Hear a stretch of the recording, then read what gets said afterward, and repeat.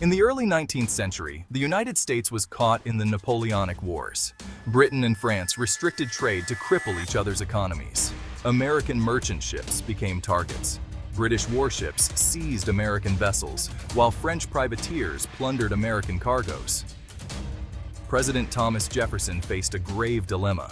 President Jefferson, a man of principle, sought a solution to protect American interests without war.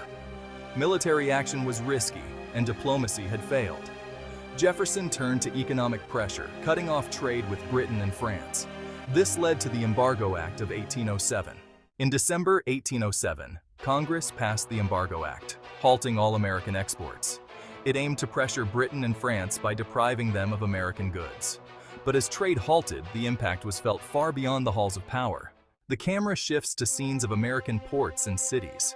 Once thriving docks are now eerily quiet, with ships idle and warehouses full of unsold goods. The camera captures the growing despair of merchants, shipbuilders, and sailors who find themselves out of work. The scene transitions to rural areas, where farmers are seen struggling to sell their crops.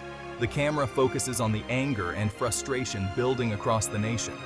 The Embargo Act, intended to protect American interests, instead unleashed economic devastation at home.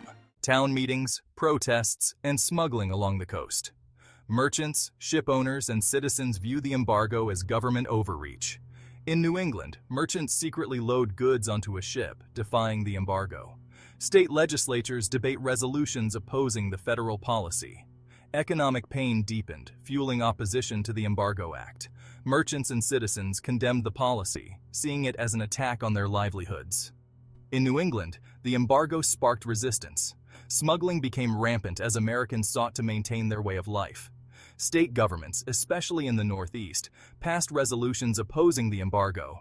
Jefferson faces mounting pressure to end the embargo.